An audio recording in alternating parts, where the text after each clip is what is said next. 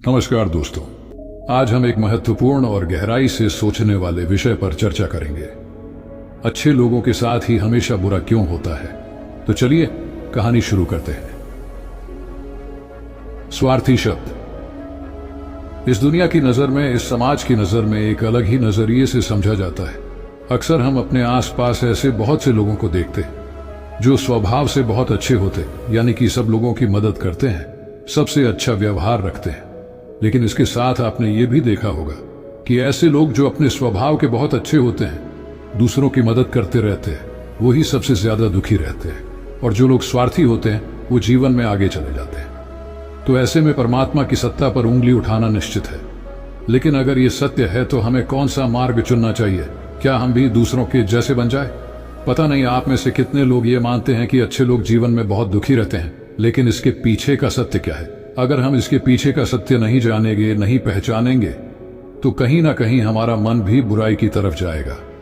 इसीलिए अपने मन में ऐसे विचार पनपने से पहले इस बात की पूरी सच्चाई, पूरा निष्कर्ष निकाल ले, ताकि भविष्य में आपको अपने अच्छे होने पे कभी पश्चाताप न करना पड़े, कभी दुख न होना पड़े। मैं आज की जो कहानी आपको सुनाने वाला हूं, उसमें आपको 5 ऐसे तरीके बताऊंगा जिसके माध्यम से अगर आप अपना कर्म करते हैं तो आप अच्छे कर्म भी कर पाएंगे और दुखी भी नहीं होंगे। एक गांव में नरेश नाम का एक युवक रहता था। उसका भरा पूरा परिवार था। उसके 2 बच्चे थे, उसकी पत्नी थी, लेकिन उसके माता पिता इस दुनिया से चल बसे थे। इसीलिए पूरे परिवार की जिम्मेदारी उसके कंधों पर थी। बच्चे अपनी पढ़ाई करते थे और उसकी पत्नी अपने घर गृहस्थी के कामों के साथ गाय, भैंस, बकरी इत्यादि का दूध बेचकर अपना घर चलाती थी। और नरेश पहाड़ में पत्थर तोड़ने का काम करता था। उसका काम बहुत ही मेहनत भरा काम था। पूरे दिन काम करता तो रात को थक कर घर पर वापस लौटता। लेकिन इतनी मेहनत करने के बाद भी अगर नरेश को गांव का कोई भी आदमी मदद के लिए बुलाता तो नरेश कभी भी मना नहीं करता था। उसके जीवन का एक ही सिद्धांत था, अगर मैं दूसरों की मदद करूंगा तो भगवान मेरा भी भला करेंगे, भगवान मेरे साथ कुछ बुरा नहीं होने देंगे। नरेश अपने इस सिद्धांत का पालन बहुत ही कड़ाई के साथ करता था। वह इस सिद्धांत पर इतना विश्वास करता था कि अगर कोई बाहर का आदमी उससे मदद मांग ले तो वो अपने घर के सभी काम अधूरा छोड़कर उस आदमी की मदद करने के लिए पहुंच जाता था। इसी वजह से उसकी पत्नी बहुत परेशान रहती थी। वो अक्सर नरेश को समझाने की कोशिश करती थी कि सबसे पहले अपना काम करो, अपने परिवार को देखो, 2 बच्चे हैं हमारे, और फिर भी तुम दूसरों के काम करने में लगे रहते हो। अरे पहले अपना घर तो संभालो। अपना घर नहीं संभाल रहा और चले दूसरों की मदद करने। और जब ऐसी बातें नरेश के कानों में पड़ती तो उसे बहुत बुरा लगता था और उन दोनों में लड़ाई झगड़ा शुरू हो जाता था। अक्सर उनके लड़ाई झगड़े का सबसे बड़ा कारण यही होता था। लेकिन न तो नरेश अपने आप को बदल पाया और न ही उसकी पत्नी ने उसको कभी समझा। इसी वजह से आए दिन उनके घर में कलेश चलता रहता था। जहां तक उन गांव वालों की बात थी तो वो नरेश के स्वभाव को जानते थे और वो जानबूझकर जो काम आसान भी होता था, जो उनके सामर्थ्य में भी होता था, उस काम के लिए भी वो नरेश को बुलाते थे ताकि उन्हें कम मेहनत करनी पड़े। कहने का अर्थ ये है कि गांव वाले नरेश की इस अच्छाई का बहुत फायदा उठाते थे और सब उसके पीठ पीछे उसका मजाक उड़ाते थे, उसे बेवकूफ कहते थे। ऐसे ही एक दिन नरेश की पत्नी बहुत ज्यादा बीमार पड़ गई। नरेश से जो कुछ भी सेवा हो सकती थी उसने वो सब अपनी पत्नी के लिए किया। उसने गांव के वैद्य जी को बुलाकर अपनी पत्नी की जांच करवाई, लेकिन ये रोग उस वैद्य की पकड़ के बाहर था। इसीलिए उस वैद्य ने कहा कि तुम अपनी पत्नी को नगर में जाकर किसी बड़े वैद्य को दिखाओ तो तुम्हारी पत्नी की जान बच सकती है। जल्द से जल्द नगर पहुंचने की व्यवस्था करो, नहीं तो तुम्हारे पत्नी की जान भी जा सकती है। यह सुनकर नरेश के पैरों तले जमीन खिसक गई। उसने ये कभी नहीं सोचा था कि उसकी पत्नी के प्राण भी संकट में हो सकते थे। वो सोच रहा था कि कोई साधारण सा रोग होगा जिसका इलाज हो जाएगा। लेकिन जब उसने वैद्य की यही बात सुनी तो वो बहुत घबरा गया। अब पत्नी को नगर तक कैसे लेकर जाएं, क्योंकि उसके पास इतना धन नहीं था कि वो अपनी पत्नी के लिए एक घोड़ा गाड़ी करके उसमें अपनी पत्नी को लिटाकर नगर में ले जा सके। उसकी पत्नी की हालत बिल्कुल चलने की भी नहीं थी, इसलिए उसे नगर पहुंचाने के लिए किसी घोड़ा गाड़ी की जरूरत थी। संयोग से उसके पड़ोसी राजू के पास एक घोड़ा गाड़ी थी। वो अक्सर व्यापार के लिए अपनी घोड़ा गाड़ी नगर में लेकर जाया करता था। इसीलिए नरेश के मन में विचार आया कि मैं राजू की घोड़ा गाड़ी ले जा सकता हूँ। मैं राजू की इतनी मदद करता हूँ, कभी उसके काम को नहीं टालता, तो वो तो मुझे कभी मना ही नहीं कर सकता। और यही सोचकर वो घोड़ा गाड़ी लेने के लिए राजू के पास पहुंच जाता। लेकिन राजू बहुत ही चालाक इंसान था। वो बिना किराए की अपनी घोड़ा गाड़ी अपने सगे संबंधियों के लिए भी नहीं ले जाता था। तो नरेश की तो दूर की बात रही, जब नरेश ने उससे घोड़ा गाड़ी के बारे में पूछा तो उसने ये कहकर उसका ये काम टाल दिया कि मेरे घोड़े बहुत ज्यादा बीमार हैं, वो शायद अब बच भी मुश्किल से पाएंगे। 5 दिनों से वो कुछ नहीं खा रहे, तो ऐसे में बेचारा घोड़ा गाड़ी लेकर कहा नगर तक पहुंच पाएगा। हाँ, अगर तुम कुछ धन की व्यवस्था कर सकते हो तो मैं अपने एक मित्र की घोड़ा गाड़ी तुम्हारे लिए मंगवा सकता हूं। ये सुनकर नरेश परेशान और चिंतित हो गया, क्योंकि उसके पास धन तो था ही नहीं। इसका मतलब उसकी पत्नी नगर में बड़े वैद्य के पास इलाज के लिए पहुंच ही नहीं पाएगी। उलझन भरे हुए विचार लिए हुए जब नरेश वापस आ रहा था तो उसने एक दिल दहलाने देने वाला दृश्य देखा। उसने देखा कि राजू के घोड़े, जो राजू के कही अनुसार बीमार थे और कुछ भी नहीं खा रहे थे, वही घोड़े गांव का ही एक युवक उसकी बांट से खोलकर बाहर ला रहा था और गाड़ी में उसको जोत रहा था। ये देखकर पहले तो नरेश को कुछ समझ में नहीं आया। उसके बाद जब नरेश ने उस युवक से पूछा तो उसने बताया कि राजू ने ये घोड़ा गाड़ी उसे किराए पर दी है। ये सुनकर नरेश का दिल टूट गया। उसने कभी सपने में भी नहीं सोचा था कि उसका सबसे अच्छा मित्र राजू उसके साथ ऐसा कुछ कर सकता है। इस बात पर दुखी होने का वक्त उसके पास नहीं था। इसीलिए नरेश वहां से जल्दी से लौट जाता है और गांव के ही एक सेठ के पास जाकर कुछ धन उधार लेकर राजू को दे देता है। राजू अपने मित्र की घोड़ा गाड़ी मंगवा देता है, जिसके बाद वो अपनी पत्नी को वैद्य के पास नगर में ले जाता है। जब उसकी पत्नी का इलाज चल रहा था तो नरेश यही सोच रहा था कि एक वो दिन था जब राजू की बेटी बीमार हो गई थी और राजू यहाँ पर नहीं था, तो मैं पूरी रात वैद्य जी के पास उसके लिए बैठा था, उसकी देख रेख की थी, उसकी सेवा की थी। इतने दिनों तक राजू नहीं आया था, तब मैं ही उसके परिवार की देख रेख किया करता था। हाँ, ये कैसा दुर्भाग्य है जिसके लिए मैंने इतना कुछ किया।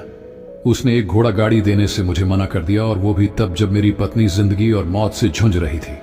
कुछ देर बाद वैद्य बाहर आकर नरेश को एक बहुत बुरी खबर देता है। वो नरेश को बताता है कि उसकी पत्नी को कर्क रोग हो चुका है और इसका कोई भी इलाज नहीं है। उसके पास कुछ समय ही शेष बचा है। ये सुनकर नरेश दुखी होकर वहीं जमीन पर बैठ गया और रोने लगा। उसकी पूरी दुनिया उजड़ने वाली थी और उसे कोई रास्ता नजर नहीं आ रहा था। कुछ समय बाद उसकी पत्नी चल बसी और अब दोनों बच्चों की जिम्मेदारी उसके कंधों पर आ गई थी। लेकिन यहाँ पर नरेश के सारे सिद्धांत टूट चुके थे, उसके सारे भ्रम खत्म हो चुके थे। अब उसके दिमाग में एक ही बात थी कि अच्छा कर्म करने से परमात्मा साथ नहीं देता, बल्कि बुरे लोग फलते फूलते हैं, और इस बात का मैं सबसे बड़ा गवाह हूं। ये विचार अक्सर उसके दिमाग में चलते रहते थे और इसी वजह से उसका मन धीरे धीरे कठोर हो गया। वो इस देश दुनिया से दूर हट गया और एक दिन ऐसा भी आया जब वो अपने बच्चों को अपने रिश्तेदारों के पास छोड़कर इस देश दुनिया को त्याग कर एक सन्यासी बनने के लिए घर से निकल पड़ा। उसने गांव में किसी को कुछ नहीं बताया। किसी को नहीं पता था कि नरेश अचानक कहां गायब हो गया। सन्यास की दीक्षा लेने के लिए वो एक बौद्ध भिक्षु के पास पहुंचता है। बौद्ध भिक्षु उस समय ध्यान में बैठे हुए थे। ध्यान से बाहर आने के बाद वो बड़े ध्यान से नरेश के चेहरे को देखते हैं और उससे सन्यासी बनने का कारण पूछते हैं। इस पर नरेश उन्हें अपनी पूरी कहानी सुना देता है और कहता है कि हे महात्मा, इस दुनिया से मुझे कुछ भी हासिल नहीं हुआ। मेरा मन इस दुनिया से विरक्त हो चुका है। जब अपने दोस्तों ने ही मेरा साथ नहीं दिया तो इस दुनिया में रहने का क्या मतलब, और इसी वजह से मैं सन्यासी बनना चाहता हूं। यह सुनने के बाद बौद्ध भिक्षु ने कहा कि याद रखना बेटा, जीवन से विरक्त होकर सन्यासी बनना तुम्हें परम सुख तक कभी नहीं पहुंचा सकता, परमानंद तक कभी नहीं पहुंचा सकता। तुम दुनिया से अपने मन पर एक बोझ लेकर विरक्त हुए हो। तुम दुनिया से परमात्मा की खोज करने के लिए विरक्त नहीं हुए हो। इस भ्रम में कभी मत रहना कि तुम संसार से विरक्त हुए हो, क्योंकि संसार ने तुम्हें धोखा दिया, ऐसा तुम्हें लगता है। इसीलिए तुम परमात्मा पे कभी विश्वास नहीं कर पाओगे और ना ही उन पर अपनी पूर्ण आस्था बना पाओगे। इसीलिए सन्यासी होने का भी तुम पूरा लाभ कभी नहीं उठा पाओगे। सन्यासी होने का लाभ तब मिलता है जब हमारी प्रभु में, परमेश्वर में, परमात्मा में पूर्ण आस्था बन जाती है। मैं तुमसे पूछता हूं, क्या तुम्हारी आस्था परमात्मा में है? ये सुनकर नरेश कहता है कि हे महात्मा, मैं तो दुनिया देखकर आया हूं कि जो बुरे कर्म करता है वो फलता फूलता है, और जो अच्छा काम करता है उसे निराशा के सिवाय कुछ भी नहीं मिलता। परमात्मा उसे दुख ही दुख देता है, इसीलिए मैं परमात्मा पर अपनी पूर्ण आस्था कैसे बना सकता हूं? ये सुनकर उस बौद्ध भिक्षु ने कहा कि यही तो मैं तुम्हें समझाना चाहता हूं कि तुम पूरी ऊर्जा अपनी सन्यासी जीवन में लगाओ और उसके बाद भी तुम्हें फल प्राप्त ना हो तो तुम्हें कैसा लगेगा। इसीलिए किसी की भी मदद करने के लिए मैं 5 सिद्धांत तुम्हें बताता हूं। ये 5 सिद्धांत समझकर संसार में वापस लौट जाओ और संसार में एक ग्रस्त जीवन जियो। उसके बाद ही सन्यासी जीवन का उदय होता है, जब हम अपने ग्रस्त जीवन को पूर्ण रूप से समझ लेते हैं और अपनी जिम्मेदारियों का निर्वाह कर देते हैं। ये कहकर बौद्ध भिक्षु ने कहना शुरू किया कि जब भी तुम किसी की सहायता करते हो, किसी की मदद करते हो, तो उसमें सबसे पहली बात, सबसे पहला सिद्धांत जो ध्यान में रखने का होता है वो होता है कि किसी भी व्यक्ति की मदद करते वक्त, किसी की भी सहायता करते वक्त कभी भी उससे उम्मीद मत रखना। ये मत सोचना कि आज मैंने इसकी सहायता कर दी, मदद कर दी, तो कल बदले में ये भी मेरी सहायता करेगा, मेरी मदद करेगा। अगर तुम ऐसा सोचोगे तो तुम्हें जीवन में बहुत दुखों का सामना करना पड़ेगा, क्योंकि एक नहीं तो दूसरा, दूसरा नहीं तो तीसरा कोई ना कोई तुम्हारी उम्मीद जरूर तोड़ेगा, और वास्तविकता में वो मदद या वो सहायता नहीं होती।